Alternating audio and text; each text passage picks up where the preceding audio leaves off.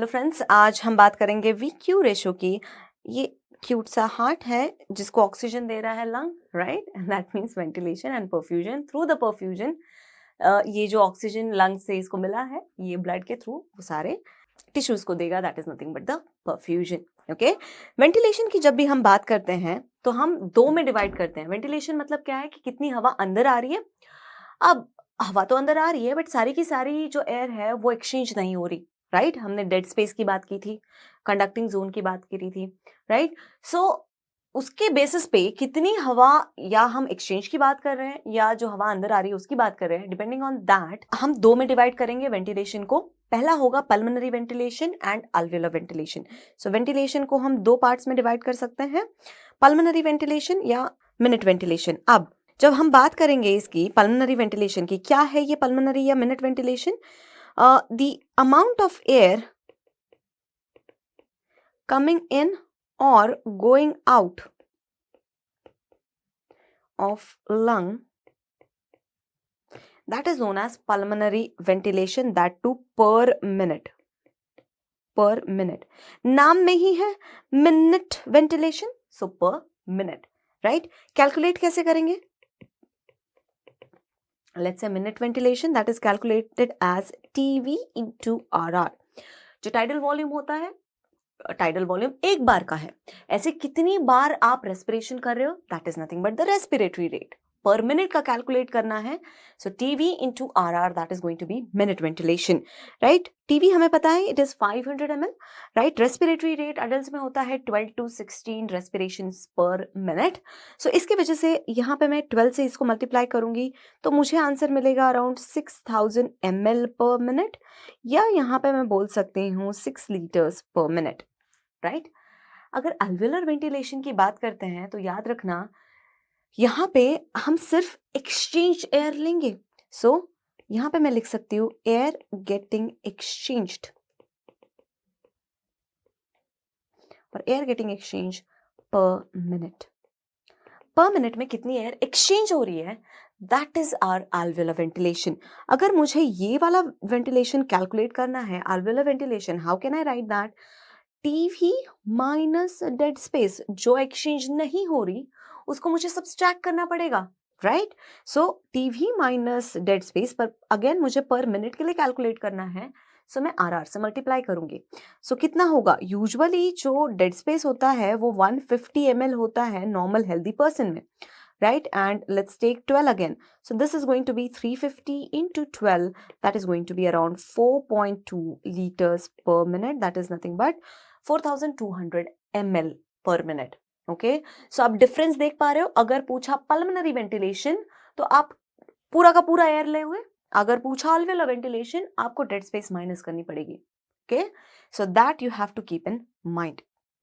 Fine, आगे बढ़ते हैं डेड स्पेस पे। अभी हमने बात की एनाटॉमिकल डेड स्पेस की, right?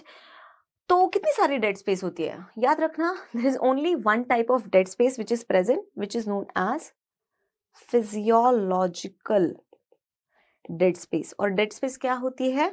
The air that is not getting exchange, air which is not getting exchange, that is nothing but dead space. Okay, जो एक्सचेंज में पार्टिसिपेट नहीं कर रही है। अब इस फिजियोलॉजिकल डेड स्पेस को हम दो में डिवाइड कर सकते हैं। कौन से दो? 2 A's, that is anatomical dead space and alveolar dead space. Anatomical dead space and alveolar dead space. जब भी हम एनाटॉमिकल डेड स्पेस की बात करते हैं ये सभी में प्रेजेंट होता है, बट अल्वियोलर डेड स्पेस की अगर हम बात करते हैं तो यूजुअली वो नॉर्मल ह्यूमन, हेल्दी ह्यूमन में, लेट्स से यहाँ पे हम हेल्दी लिख देते हैं, so normally it is 150 ml, adults में 150 ml होता है, ये होता है 0 ml। मतलब ऐसी कोई हवा नहीं है जो रेस्पिरेटरी जोन में जाके एक्सचेंज ना हो, राइट? सो सपोज करो मैं एक बड़ा सा एयरवे बना लेती हूँ, राइट? एंड सपोज करो उसके एंड में है अल्वियोलाई। अगर मैं बोलती हूँ कि यहाँ तक थी डेड स्पेस, ओके, सो ये डेड स्पेस सब किसी में रहेगी, ये मॉर्फोलॉजिकल है, that is nothing but 150 ml, जो कि होंगे हमारे anatomical dead space. Respiratory area में जितनी भी एयर जाएगी, जितना ब्लड आएगा उसके हिसाब से वो एक्सचेंज होगी पूरी की पूरी, बट अगर मैंने यहाँ पे बोला कि यहाँ पे कोई डिजीज है, राइट, सो अगर यहाँ पे कोई लीजन होता है, so what is going to happen, उस एरिया की एयर एक्सचेंज नहीं होगी, it is going in the respiratory zone but exchange नहीं हो रही, सो इसको हम बोलेंगे अल्वियोलर डेड स्पेस। नॉर्मली तो अल्वियोलर डेड स्पेस होती है 0 ml, बट अगर कोई लीजन हो गया तो क्या होगा, ये अल्वियोलर डेड स्पेस बढ़ जाएगी, राइट। सो अगर मैं फिजियोलॉजिकल डेड स्पेस का फॉर्मूला लिखूं, सो क्या लिख सकते हैं हम, physiological dead space is anatomical dead space plus alveolar dead space. Normal condition में अल्वियोलर डेड स्पेस होती है 0, so I can write that in the normal condition physiological dead space is equal to anatomical dead space, क्योंकि दोनों ही होंगी 150 ml, 150 ml plus 0 is 150, so दोनों में जो difference होगा वो कोई डिफरेंस नहीं होगा, फिजियोलॉजिकल डेड स्पेस उतनी होगी जितनी एनाटॉमिकल है। बट अगर कोई भी पैरेंकाइमल डिजीज होता है, specially the restrictive lung diseases, अब क्या होगा, जो अल्वियोलर डेड स्पेस है वो भी बढ़ेगी। अगर अल्वियोलर डेड स्पेस 1 से भी बढ़ती है या चाहे जितनी भी बढ़े, अब आई कैन नॉट से कि फिजियोलॉजिकल डेड स्पेस जो है वो एनाटॉमिकल के इक्वल है, राइट। एनाटॉमिकल के ये इक्वल नहीं होगी, ये बढ़ जाएगी। एनाटॉमिकल 150 है, लेट्स से उसमें एडअप हो गई 10 ml की अल्वियोलर डेड स्पेस, तो ये हो गई 160, राइट। तो दैट मीन्स फिजियोलॉजिकल अब एनाटॉमिकल से ज्यादा है। So that is going to be, that's how we can get to know कि वहां पे alveoli में कोई प्रॉब्लम है या नहीं। अगर मुझे मेजरमेंट करना हो तो क्या करेंगे, एनाटॉमिकल डेड स्पेस के मेजरमेंट का ऑलरेडी हम बात कर चुके हैं, which method, Fowler's method. Fowler's method बोल लो या बोलो single breath nitrogen technique, right, बात एक ही है। अगर मुझे अल्वियोलर डेड स्पेस मेजर करना है तो मुझे एक फॉर्मूला यूज करना पड़ेगा, that is nothing but the Bohr's equation, right.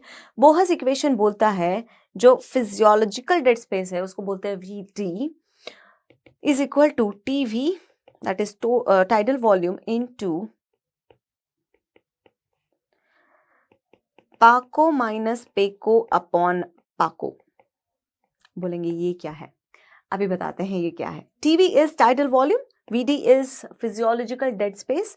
PACO, what is PACO? It is the partial pressure of carbon dioxide in alveoli. What is PECO? PECO is nothing but the partial pressure of carbon dioxide in the expired air. And TV is the tidal volume.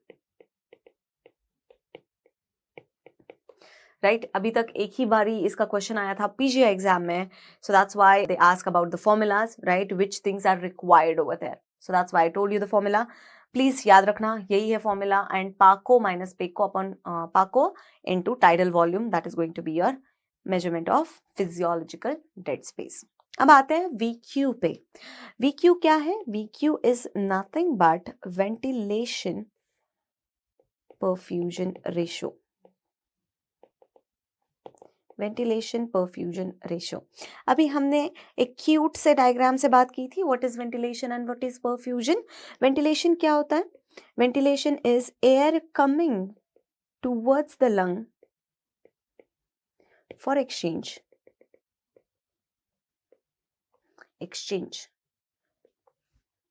That is ventilation, and blood coming towards the lung for exchange, that is perfusion।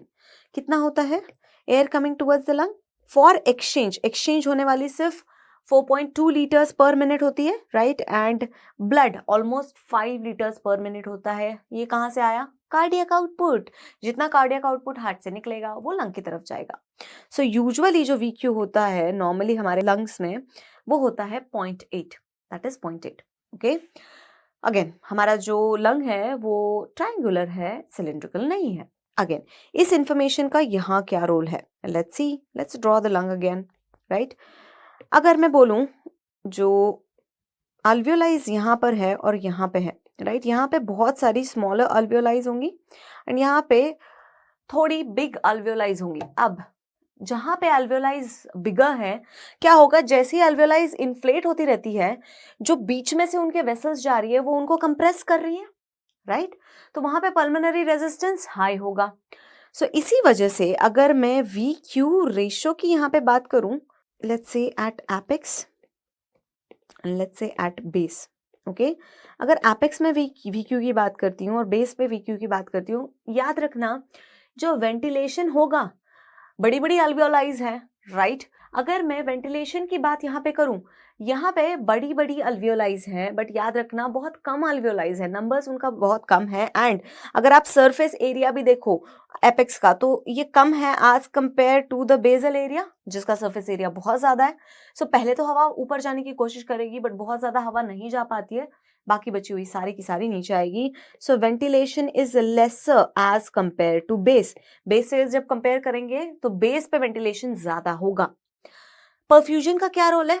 Perfusion के लिए gravity है ना, सो gravity act करती है perfusion पे, gravity blood को नीचे खींचेगी base की तरफ। सो यहाँ पे अगर मैं परफ्यूजन की बात करूं एपेक्स पे, तो एपेक्स पे परफ्यूजन बहुत कम होगा, राइट। एंड अगर मैं बेस पे बात करूं तो बेस पे बहुत ज्यादा होगा।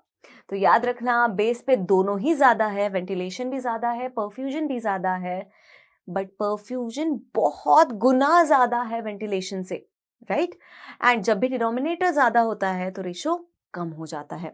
अगर वी क्यू रेशो की बात करूं एपेक्स पे, तो ये होगा 3.3, मिडिल में होता है 0.8 to 1 डिपेंडिंग ऑन किस एरिया का हम ले रहे हैं, राइट। और सबसे नीचे बेस में it is going to be 0.6। ऐसा क्यों हुआ? In spite of more ventilation ratio कम क्यों हुआ? क्योंकि इसका डिनोमिनेटर बहुत ज्यादा है, राइट। एंड यहाँ पे डिनोमिनेटर बहुत कम है, इसके वजह से definitely the ratio is going to increase. अगर आपको क्वेश्चन पूछा जाता है the ventilation perfusion ratio is more at apex because of which of the following, और आपको ऑप्शंस दिए गए हैं because of more ventilation, more perfusion, less ventilation, less perfusion, then you are going to mark option D, okay। less perfusion, हमेशा culprit perfusion को बनाना, okay.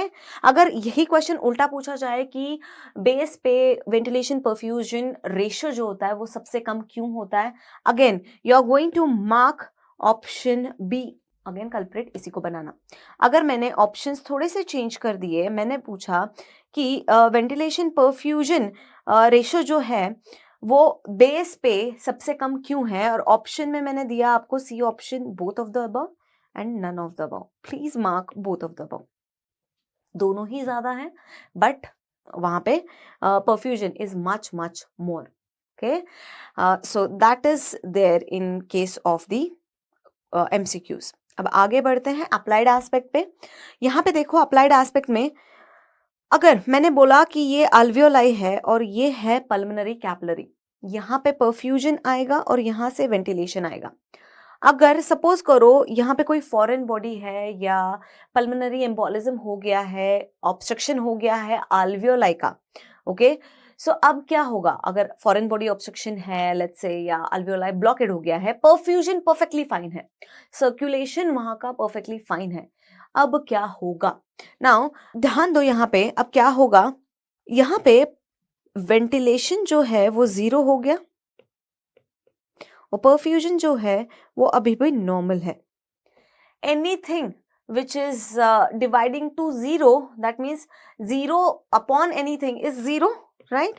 so यहाँ पे VQ ratio बिल्कुल नील हो जाएगा, राइट, जीरो, बिल्कुल जीरो। नाउ अगर मैं बात करूं कि यहाँ पे पार्शियल ऑब्स्ट्रक्शन है यहाँ पे अल्वियोलाई में, राइट, इसका मतलब वेंटिलेशन आ रहा है बट वेंटिलेशन अभी कम हो गया है और परफ्यूजन नॉर्मल है। अगर न्यूमरेटर कम हो जाता है तो रेशो को क्या होगा? ऑब्वियस सी बात है, न्यूमरेटर कम है तो रेशो भी कम हो जाएगा, राइट। ये नॉर्मल है, ये नॉर्मल कंडीशन है जिसमें 0.8 इज द रेशो। अगर मैं बात करूं रिड्यूस्ड परफ्यूजन की, अगर यहाँ पे बात करते हैं, लेट्स से यहाँ पे एथेरोस्क्लेरोसिस था, ओके, एंड वेंटिलेशन नॉर्मल है, तो अब क्या होगा? Let's say V and Q, यहाँ पे Q कम हो रहा है, डिनोमिनेटर जब भी कम होगा रेशियो बढ़ जाएगा, ठीक है। सो यहाँ पे VQ रेशियो हल्का सा बढ़ जाएगा। अब बात करते हैं यहाँ की, जो हम अभी स्टार्टिंग में बात कर रहे थे पल्मोनरी एम्बोलिज्म की। These two things are extreme condition, या तो आप शंट बोल लो या पल्मोनरी एम्बोलिज्म बोलो, एक्सट्रीम कंडीशन है। एक में proper complete blockage of ventilation हो रहा है, एक में proper complete blockage of perfusion हो रहा है, राइट। जब भी हम पल्मोनरी एम्बोलिज्म की बात करते हैं या नॉर्मली एनाटॉमिकल डेड स्पेस की बात करते हैं, यहाँ पे कोई परफ्यूजन आ नहीं रहा, या लेट्स से यहाँ पे कोई मेम्ब्रेन से एक्सचेंज नहीं हो रहा, राइट। सो अब क्या होगा, वेंटिलेशन तो आ रहा है, नॉर्मल है, बट जो परफ्यूजन है वो जीरो है। एनीथिंग अपॉन जीरो, रेशियो को क्या होगा, रेशियो बिकम्स इन्फिनिटी, ओके, ये इन्फिनिटी में जाएगा। अब कैसे पहचानेंगे नॉर्मली कि क्या कंडीशन हो रही है हमारे बॉडी में, हम पार्शियल प्रेशर्स पे डिपेंड करेंगे और पार्शियल प्रेशर्स देखेंगे कि कैसे कैसे चेंज हो रहे हैं। अब ध्यान से देखो जो भी यहाँ पे मैं ड्रॉ करने वाली हूँ, let's say this is the larger airways which is continuing into the alveoli and यहाँ से आएगा आपका venous blood जो ऑक्सीजनेट होके आर्टरीज में जाएगा। अब ध्यान से देखो, एटमॉस्फेयर में 21% ऑफ 760 mmHg होगा ऑक्सीजन, ऑक्सीजन 21% होता है, नॉर्मल सी लेवल पे 760 mmHg पार्शियल प्रेशर होता है, राइट। सो यहाँ पे अराउंड एयर में जो एटमॉस्फेयर में होता है that is partial pressure of oxygen, अगर मैं बोलूं लेट्स से PO2 एटमॉस्फेयर में होता है अराउंड 160 mmHg, ओके। जैसे ही ये एयरवेज में आना शुरू होता है, होता क्या है यहाँ पे, I draw the diagram in the next page over here, let's say ये लार्जर एयरवेज है और ये अल्वियोलाइज है, राइट। एटमॉस्फेयर में पार्शियल प्रेशर ऑफ ऑक्सीजन होता है 160 mmHg। जैसे ही एयर अंदर आना शुरू होती है, यहाँ से क्या होता है, मॉइस्चराइजेशन ऑफ एयर होती है, ड्राई एयर इरिटेंट की तरह एक्ट कर सकती है, सो हम उसको मॉइस्चराइज करते हैं, तो वाटर वेपर ऐड करते हैं हम उसमें, तो वो भी कुछ स्पेस लेगा पार्शियल प्रेशर का, so partial pressure of water is going to add up, so इसके वजह से पार्शियल प्रेशर धीरे धीरे कम होना शुरू होता है। यहाँ पे it is going to be around 149, या आप बोल सकते हो ये राउंड ऑफ करके 150 हो जाता है लार्जर एयरवेज में, कंडक्टिंग जोन में। जैसे ही ये अल्वियोलाइज तक आता है, यहाँ पे कंटिन्यूअस एक्सचेंज हो रहा है और यहाँ से कुछ एक्सचेंज हो रहा है पल्मोनरी कैपिलरीज में, राइट। सो अल्वियोलाइज का अगर हम पार्शियल प्रेशर ले ऑक्सीजन का तो ये होगा 104, ओके। अगर partial pressure of carbon dioxide लेते हैं, कंटिन्यूअस एक्सचेंज की वजह से यहाँ होता है 40 mmHg। अगर मैंने लेट्स से यहाँ पे एक अलग वेसल बना ली और इसको ब्लॉक कर दिया, अब इक्विलिब्रेट करने के लिए कोई नहीं है, राइट, कोई ब्लड नहीं आ रहा, कोई एक्सचेंज नहीं हो रहा, सो यहाँ पे भी जो पार्शियल प्रेशर रहेगा कार्बन डाइऑक्साइड का that is going to be minimal. अगर कार्बन डाइऑक्साइड का पार्शियल प्रेशर में लार्जर एयरवेज में देखूं, it is negligible, that is 0.3 mmHg, 1 mmHg भी नहीं है, 1 mmHg से भी बहुत कम है, राइट। और यहाँ पे भी इक्विलिब्रेट करने के लिए इसको कोई नहीं है, so that's why it is going to be as atmospheric pressure, right. Equilibrate exchange नहीं हो रहा है, सो इसके वजह से इसका जो कॉम्पोजिशन होगा वो सेम रहेगा अल्वियोलाइज में भी, ओके। अब अगर मैंने बोला यहाँ पे मैंने वेंटिलेशन ब्लॉक कर दिया, एक अलग सिनारियो लेते हैं, अगर मैंने परफ्यूजन की जगह वेंटिलेशन ब्लॉक कर दिया तो क्या होगा बच्चों, यहाँ पे वेंटिलेशन ब्लॉक कर दिया, परफ्यूजन इज परफेक्टली फाइन। अब क्या होगा, नाउ अंडरस्टैंड, वेंटिलेशन आ ही नहीं रहा है, तो यहाँ पे जो भी एक्सचेंज गैस होगी वो हो चुकी। अब वीनस में पार्शियल प्रेशर ऑफ ऑक्सीजन कितना होता है, it is around 40 mmHg and partial pressure of carbon dioxide is 45 mmHg। सो ये यही सेम यहाँ पे होगा 40 एंड 45 ऑक्सीजन का एंड कार्बन डाइऑक्साइड का, क्योंकि ऊपर से कोई नई एयर नहीं आ रही, वो इक्विलिब्रेट हो गई है, जो पार्शियल प्रेशर्स हैं वो इक्विलिब्रेट हो गए वीनस ब्लड से, डीऑक्सी ब्लड से, ओके। सो सेम अगर मैं ग्राफ में प्लॉट करूं तो यहाँ ध्यान से देखो क्या हो रहा है, ये partial pressure of carbon dioxide यहाँ पे मैंने वाई एक्सिस पे लिया और partial pressure of oxygen x axis पे लिया, राइट। एक INICET में क्वेश्चन आया हुआ था ऑन दिस ग्राफ कि अगर पार्शियल ब्लॉकेड है तो क्या होगा एयरवेज में, ओके। लेट्स सी क्या होगा। अगर मैं बोलूं कि जो अभी वाला सिनेरियो था, तो लेट्स से ओवर हियर अगर मैंने बोला कि वेंटिलेशन जो है वो बिल्कुल बंद हो गई है, right, that means V becomes 0, तो VQ रेशो क्या होगा, 0 होगा, राइट। और ये इक्विलिब्रेट कर जाएगा यहाँ पे, ये पॉइंट देखो, यहाँ पे जो कार्बन डाइऑक्साइड का प्रेशर है 45 है, और ये मैं परपेंडिकुलर यहाँ ड्रॉ करूंगी तो ऑक्सीजन का प्रेशर समवेयर अराउंड 40 mmHg मिलेगा मुझे, राइट। ये कैसी वाली कंडीशन है? ये वाली कंडीशन है अगर फॉरेन बॉडी का ब्लॉकेड है या ऑब्स्ट्रक्शन है, कहाँ पर? एयरवेज में, राइट। सो कंप्लीट ऑब्स्ट्रक्शन में ये वाला केस होगा। अगर मैं बोलूं कि नॉर्मल यहाँ पे कहीं पे लाई कर रहा है, दैट इज अगर मैं परपेंडिकुलर ड्रॉ करूं तो 100-104 के बीच में आएगा ऑक्सीजन का पार्शियल प्रेशर, एंड 40 और 45 के बीच में आएगा आपका कार्बन डाइऑक्साइड का प्रेशर। अगर मैंने बोला कंप्लीट ब्लॉक नहीं है, नॉर्मल भी नहीं है, पार्शियल ब्लॉक है, तो partial block is going to come somewhere over here. Partial blockage in airways, ये कहीं पे यहाँ पे in between normal and complete block के बीच में कहीं पे ये लाई करेगा। Okay, and then let's talk about the dead space. अब यहाँ पे डेड स्पेस में क्या होगा? ध्यान दो, जब भी डेड स्पेस की बात करते हैं या हम बोलते हैं VQ इंफिनिटी पे जा रहा है, कब जाएगा? जब परफ्यूजन जीरो होगा। ये कब होगा? अगर मैं यहाँ पे ब्लॉक कर दूं पल्मोनरी का सर्कुलेशन, तब कोई भी एक्सचेंज के लिए ब्लड नहीं आ रहा। सो जो भी अल्वियोलाई में रहेगा कॉम्पोजिशन, वही आपके ब्लड में भी रहेगा, या वही आपका प्रॉपर रहेगा जो भी यहाँ पे है, जो भी लार्जर अल्वियोलाई में है या डेड स्पेस में है। So partial pressure of oxygen will be 150 mmHg, and ये वाला होगा आपका कार्बन डाइऑक्साइड का, दैट इज 0.3 mmHg। सो कुछ ऐसा सिनेरियो हमें देखने मिलेगा, क्योंकि कोई भी ब्लड नहीं है वहां पे एक्सचेंज के लिए, right? So this is going to be the condition when the VQ ratio is going towards infinity. Okay, let's move on to the next thing, that is zone phenomena. इस पे 2 ही बार question आ चुका है, so please understand zone phenomena. इसी को इसके ऊपर एक waterfall का इफेक्ट का भी क्वेश्चन आया हुआ था। अब जोन फेनोमेना के लिए आपको याद रखना पड़ेगा, हम लंग्स को 3 जोन्स में डिवाइड करते हैं। Okay, zone 1, zone 2 and zone 3। सो पहले जोन में क्या होगा? यहाँ पे याद रखना, मैंने बोला था कि अल्वियोलाई जो होती है वो बिगर होती है, साइज में बिगर होती है, और जो थोरासिक प्रेशर होता है वो यहाँ पे मोर नेगेटिव होता है। मोर नेगेटिव प्रेशर की वजह से वो अल्वियोलाइज को और ओपन करके रखता है। जब अल्वियोलाइज, 2 अल्वियोलाइज बहुत ज्यादा ओपन रहेंगी, तब क्या होगा? सपोज ये एक अल्वियोलाई है और ये दूसरी अल्वियोलाई है, इनके बिटवीन जो भी ब्लड वेसल्स जा रहे होते हैं वो कंप्रेस हो जाते हैं, right? So this is going to happen in the zone 1। Okay, so यहाँ पे अगर मैं लिखूं प्रेशर्स के बारे में, PA is the pressure in the alveolar area, so alveolar pressure. The P small a is arterial pressure, right? And अगर मैं बात करूं PV की, तो ये होगा venous pressure, राइट? सो अगर मैं तीनों प्रेशर्स को कंपेयर करूं यहाँ पे, तो PA will be more than PV, चाहे वो सिस्टोल हो चाहे वो डायस्टोल हो। अल्वियोलाइज आर ओपन, अल्वियोलाइज जो है वो खुली रहती है, ओपन रहती है एंड बहुत एनलार्ज रहती है, सो ब्लड वेसल कंप्रेस रहती है। तो यहाँ पे चाहे सिस्टोल हो डायस्टोल हो, ब्लड फ्लो ऑलमोस्ट नेग्लिजिबल होता है, राइट?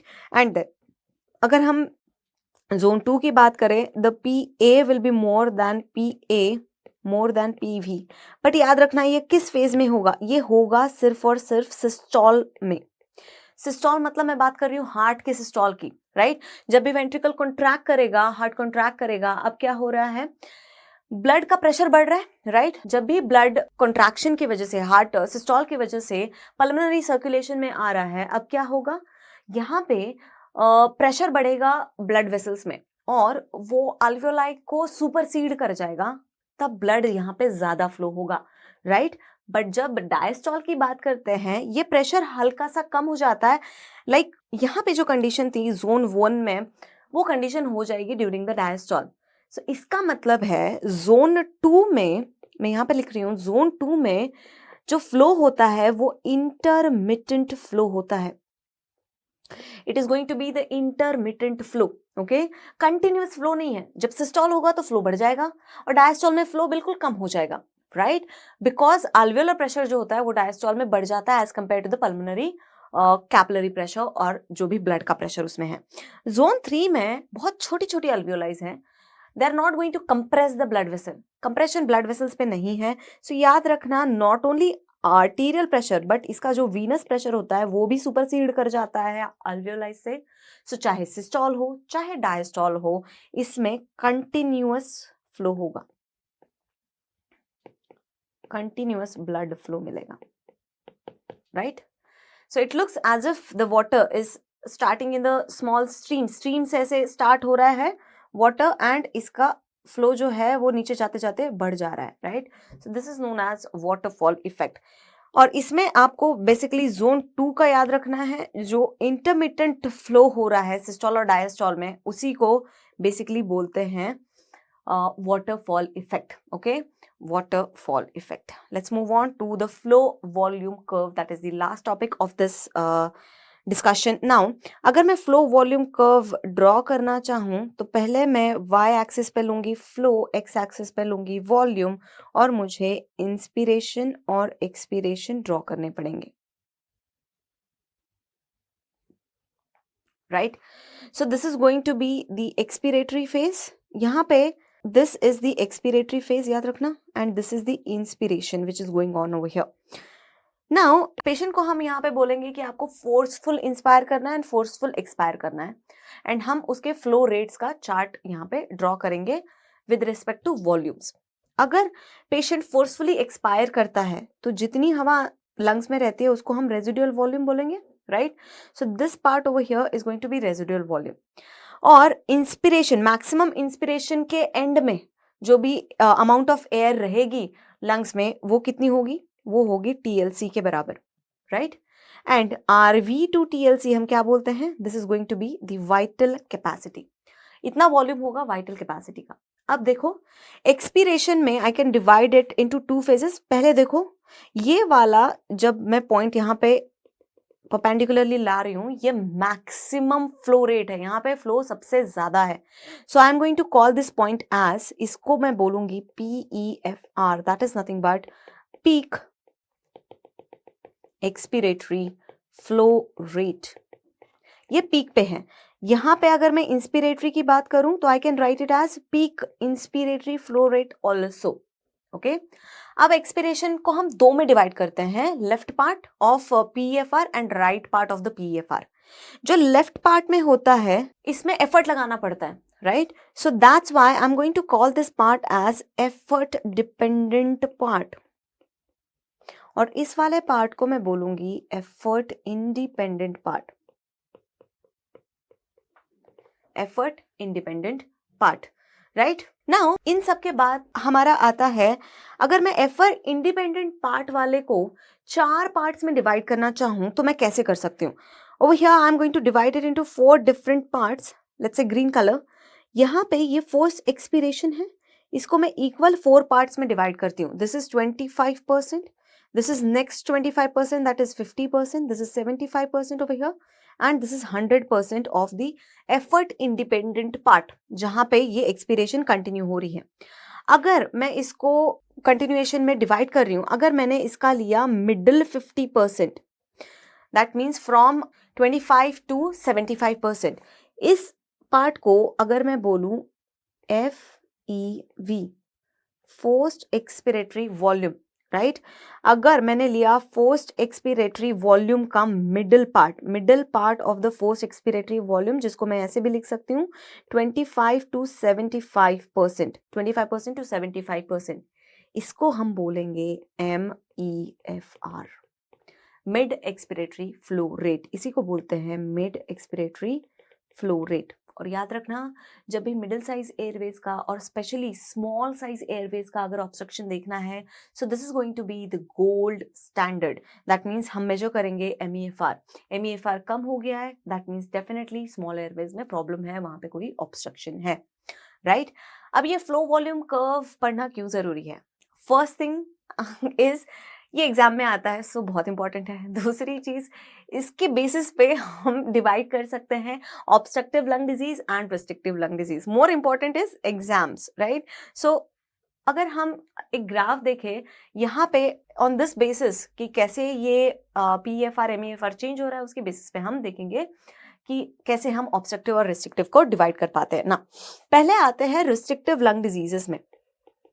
रिस्ट्रिक्टिव लंग डिजीज मतलब रिस्ट्रिक्शन है, तो यहाँ पे टीएलसी भी कम होगा और आरवी भी कम होगा, क्योंकि एक एरिया काम करना बंद कर दिया है, राइट।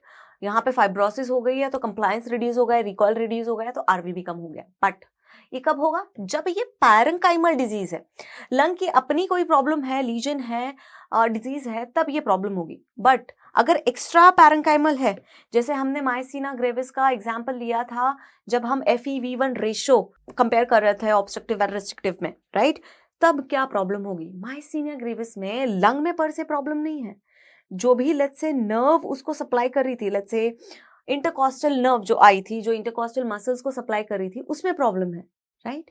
बट लंग में तो एयर जा रही है, सो उसमें ज्यादा फर्क नहीं पड़ेगा, डेफिनेटली फर्क पड़ेगा बट ज्यादा फर्क नहीं पड़ेगा, राइट। सो रिस्ट्रिक्टिव में हम दो में डिवाइड करेंगे अगेन। ये हो गया आपका पैरेंकाइमल डिजीज का ग्राफ एंड ये हो गया एक्स्ट्रा पैरेंकाइमल का ग्राफ। ओके, सो यहाँ पे ध्यान से देखो, आरवी भी कम हो गया है और टीएलसी भी कम हो गया है। कम क्यों बोला मैंने? बिकॉज यहां से यहां जब जाते हैं हम towards the left, volumes increase होते जाते हैं। अगर टुवर्ड्स राइट जा रहे हैं तो दैट मीन्स वॉल्यूम कम हो रहा है। अगर कुछ भी याद नहीं रहा तो प्लीज रिमेंबर, जो RLD होता है, R फॉर राइट शिफ्ट, जो ग्राफ इसका होता है ये राइट की तरफ शिफ्ट होता है, दैट मीन्स OLD का ग्राफ लेफ्ट की तरफ शिफ्ट होता है। क्यों होता है पढ़ेंगे वो भी। ओके, सो एक्स्ट्रा पैरेंकाइमल में, पैरेंकाइमा में लंग के टिश्यू में प्रॉपर प्रॉब्लम नहीं है, सो क्या होगा? आरवी बढ़ जाएगी क्योंकि रिकॉइल में प्रॉब्लम भी है, सो हल्की सी एयर ट्रैप हो जाएगी। बट याद रखना जो टीएलसी है वो कम हो जाती है क्योंकि इसका कंप्लायंस भी कम हो गया है, राइट। सो नैरोइंग अगर दिख रही है आपकी, नॉर्मल ग्राफ दोनों तरफ से ऐसे लग रहा है नैरो डाउन कर दिया है, तो वो वाला ग्राफ होगा एक्स्ट्रा पैरेंकाइमल का। Okay, so this is the difference between extra parenchymal, parenchymal ये हो गया रिस्ट्रिक्टिव लंग डिजीज। ओके, अब आते हैं ऑब्स्ट्रक्टिव लंग डिजीज में। पहली चीज, ऑब्स्ट्रक्टिव लंग डिजीज में एफर्ट इंडिपेंडेंट पार्ट में प्रॉब्लम आती है, राइट। दैट मीन्स जो PFR के बाद वाला पार्ट था उसमें प्रॉब्लम आएगी, राइट। अब इसमें ऐसा लगेगा कि किसी ने जो MEFR था उसका कुछ पार्ट स्कूप आउट कर दिया है, क्योंकि जो मिडिल साइज एयरवेज थे, हमने पहली वीडियो में डिस्कस किया था, वो सबसे ज्यादा रेजिस्टेंस प्रोवाइड करते हैं, राइट। सो उसी में ऑलरेडी रेजिस्टेंस ज्यादा था, अब और ऑब्स्ट्रक्शन हो गया है, सो ऐसा लगता है कि MEFR में से किसी ने स्कूप आउट कर दिया है। सो जब भी हम ऑब्स्ट्रक्टिव लंग डिजीज की बात करते हैं तो इसमें एक स्पेसिफिक पैटर्न दिखता है, that is nothing but scooped out pattern. ऐसा लगता है कि किसी ने कुछ एक स्कूप निकाल दिया है उसमें से, right. So it is going to be a scooped out pattern. ये प्रॉपर ऐसे ट्रायंगल नहीं बनेगा, और क्योंकि ऑब्स्ट्रक्शन है तो क्या होगा? एयर ट्रैपिंग होगी, राइट। अगर एयर ट्रैपिंग हो रही है तो डेफिनेटली जो टीएलसी होगा वो बढ़ जाएगा, और टीएलसी बढ़ा इसका मतलब यहां पे होगी left shift, left shift. Okay, scooped out pattern, किसी किसी बुक में डॉग लेग पैटर्न भी लिखा हुआ है, बट ऑथेंटिकेटेड बुक्स में सिर्फ लिखा हुआ है scooped out pattern. If you want you can add as a dog leg pattern, right. Let's move on to the OLD right now. अब OLD दो टाइप का हो सकता है depending on the airway obstruction. या तो एयरवे का obstruction जो है वो दो में डिवाइड करते हैं हम, राइट। या तो ये ऑब्स्ट्रक्शन जो है ये फिक्स्ड हो सकता है, या ये हो सकता है वेरिएबल। अगर मैं फिक्स्ड की बात करूं, so which area will be affected? जो अफेक्टेड एरिया होगा वो कौन सा होगा? Both the inspiratory curve and expiratory curve both are going to get affected. दोनों ही छोटे हो जाएंगे क्योंकि फिक्स्ड ऑब्स्ट्रक्शन है, राइट। कोई एग्जाम्पल दे सकते हैं इसका? Example is scarring of airways, goitre हो गया, we can say enlarge thyroid gland, या हो गई फॉरेन बॉडी ऑब्स्ट्रक्शन। इन सारे फेजेस में हमें fixed type of airway obstruction मिलेगा, OLD मिलेगा। अगर बात करते हैं वेरिएबल की, तो वेरिएबल हम दो में डिवाइड करेंगे। कौन कौन से दो? इंट्राथोरैसिक, थोरैक्स के अंदर हो सकता है, या एक्स्ट्रा थोरैसिक, थोरैक्स के बाहर हो सकता है, राइट। अगर मैं यहाँ पे थोरैक्स ड्रॉ करूं तो क्या होगा, ध्यान से देखो। अगर सपोज करो देर आर एयरवेज, सपोज करो ये थोरैक्स है, आई नो थोड़ा सा बॉटल टाइप लग रहा है, बट सपोज करो, assume that this is thorax, okay, and there are airways in the thorax, that is, अगर थोरैक्स के अंदर है तो इंट्राथोरैसिक, थोरैक्स के बाहर है तो एक्स्ट्राथोरैसिक, ओके। हम पहले इंट्राथोरैसिक की बात करते हैं। अगर ऑब्स्ट्रक्शन यहां कहीं पे है, राइट, ईदर आउटसाइड और इनसाइड द एयरवेज, तो क्या होगा, याद रखो, I told you first class में मैंने बोला था in goes with ex, ex goes with in. So यहाँ पे अफेक्टेड एरिया कौन सा होगा, यहाँ पे जो अफेक्टेड होगा वो होगा expiratory part more than the inspiration, right, और x goes with in, so यहाँ पे इंस्पिरेशन ज्यादा अफेक्टेड होगा, इंस्पिरेशन विल बी अफेक्टेड मोर। अब ऐसा क्यों हुआ, ध्यान से देखो। अगर मैंने बोला कि इंट्राथोरैसिक ऑब्स्ट्रक्शन है, जब इंस्पिरेशन करेंगे तो क्या होगा, नेगेटिव इंट्राथोरैसिक प्रेशर एक्ट करेगा इन एयरवेज को और इसको ओपन अप करने में हेल्प करेगा, राइट। तो इंस्पिरेशन में ज्यादा प्रॉब्लम नहीं आएगी, बट एक्सपिरेशन के टाइम पे क्या हो रहा है, ये आईटीपी पॉजिटिव होता है और यहाँ पे कौन सा फोर्स अप्लाई करेगा, कंप्रेशन फोर्स अप्लाई करेगा। ऑलरेडी ऑब्स्ट्रक्टेड एयरवेज में हम कंप्रेशन फोर्स लगा रहे हैं, क्या होगा, एक्सपिरेशन में डायनामिक कंप्रेशन ऑफ एयरवेज की वजह से जो एयरवेज ऑलरेडी जल्दी क्लोज हो रही थी वो और भी जल्दी क्लोज होंगी और एक्सपिरेशन में प्रॉब्लम आएगी, okay. Any examples of this condition, definitely intrathoracic, इसमें क्या क्या हो सकता है, इंट्राथोरैसिक में हो सकते हैं ट्यूमर्स और ट्रेकियोमलेशिया, these can be the two things which can cause the intrathoracic obstruction। अब एक्स्ट्राथोरैसिक पे आते हैं। अगर मैंने बोला यहाँ पे कहीं पे प्रॉब्लम है, या तो अंदर हो एयरवेज के या बाहर से कंप्रेशन हो, याद रखना इनमें कोई थोरैसिक प्रेशर अप्लाइड नहीं हो रहा एंड ये कोलैप्स भी नहीं होती, इनमें तो कार्टिलेजेस है, राइट। सो प्रॉब्लम किस में होगी, अब इंस्पिरेशन में कोई नेगेटिव प्रेशर नहीं है जो इनको हेल्प आउट करे, ओके। सो दैट्स व्हाई इनमें इंस्पिरेशन में प्रॉब्लम आएगी, क्यों, क्योंकि इन एक्सपिरेशन में थोरैक्स से जो कंप्रेशन प्रेशर अप्लाई हो रहा है वो एयर कंप्रेशन प्रेशर के वजह से पॉजिटिव प्रेशर से बाहर आने की कोशिश करती है और एक्सपिरेशन फिर भी हो जाता है, फिर भी it is going to press the, can say the obstruction somewhat and the air can come out, air बाहर आ सकती है, बट इंस्पिरेशन में ऐसा कोई भी हेल्प नहीं हो रहा है, right. And because of that the extra thoracic obstruction में inspiration is more affected. Any examples, yes, the examples are over here, this is going to be vocal cord palsy. अगर वोकल कॉर्ड की पैलेसी हो गई, कोई lymph node enlargement है और obstructive sleep apnoea है, इन सारी कंडीशंस में inspiration will be affected more, okay.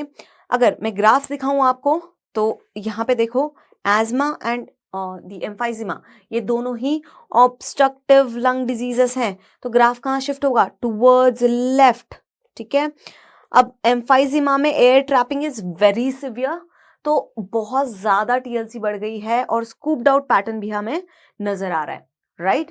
एज्मा is a acute condition, right, so इतना टीएलसी नहीं बढ़ा है और इतना स्कूप्ड आउट पैटर्न नहीं है, but definitely you can see that यहाँ पे भी लेफ्ट शिफ्ट हो गई है एक्यूट कंडीशन में भी, ओके।